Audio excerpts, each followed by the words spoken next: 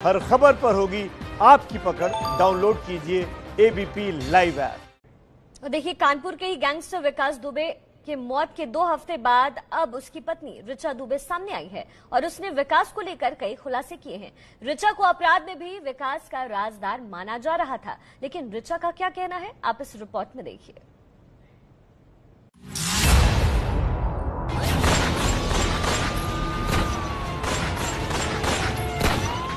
2 जुलाई की रात कानपुर के बिकरू गांव में 8 पुलिस वालों की हत्या से लेकर 10 जुलाई को एनकाउंटर तक विकास की कुंडली को लेकर कई खुलासे हुए।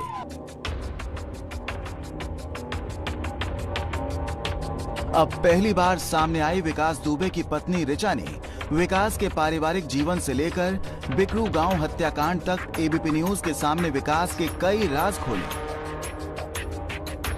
विकास के बारे में बाहर कहा जाता है कि बहुत गुस्सैल हैं, छोटी छोटी बात पे गोली चलाना, आपराधिक वारदात कर देना बड़ा आम था उनके लिए। पारिवारिक स्तर पर कैसे थे? पारिवारिक स्तर में एक सुलझे हुए इंसान थे और अपने बच्चों के लिए बहुत अच्छे पिता थे, मेरे लिए एक अच्छे पति थे। ऋचा के जीवन में अपराधी विकास की शुरुआती छवि ऐसी ही थी जो कुछ दिनों में ही धूमिल हो गई। कि मैं 3 साल ही उनके साथ रही, बाकी तो मैं हमेशा 7 साल कानपुर में रही, फिर 14 साल से मैं यहाँ। मुझे कुछ नहीं कभी पता चला ऐसे। जो भी पता चला मीडिया और पेपर के अनुसार ही मुझे सारी जानकारियाँ मिली। ऋचा के मुताबिक बड़े भाई के जरिए घर आने वाले विकास से उसकी शादी करीब 24 साल पहले हुई थी, लेकिन शादी के 3 साल बाद से ही वो विकास से अलग रहती थी। कि मैं 3 साल ही उनके साथ रही, बाकी तो मैं हमेशा 7 साल कानपुर में रही, फिर 14 साल से मैं यहाँ। मुझे कुछ नहीं कभी पता चला ऐसे। जो भी पता चला मीडिया और पेपर के अनुसार ही मुझे सारी जानकारियाँ मिली। अब बारी उस रहस्यमयी रात की जब विकास दुबे और उसके गुंडों ने 8 पुलिस वालों को शहीद कर दिया। ऋचा के मुताबिक पुलिस वालों की हत्या के बाद विकास ने उसे फोन किया था।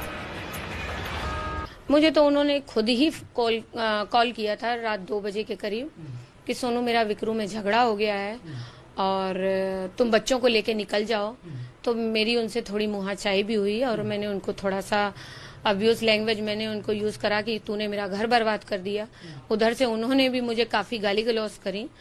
बस ऐसा ही हुआ और उसके बाद मैं गुस्से में आ गई, मैंने फोन पटक दिया और मैं बच्चों को लेके बस यूं ही रोड पे निकल गई। 19 साल में पहला मर्डर करने वाले 52 साल के विकास दुबे पर कई हत्याओं समेत 60 से ज्यादा मुकदमे दर्ज थे। ऐसे में पत्नी को विकास के अपराधों की कोई खास जानकारी न हो, ये बात समझ से परे है।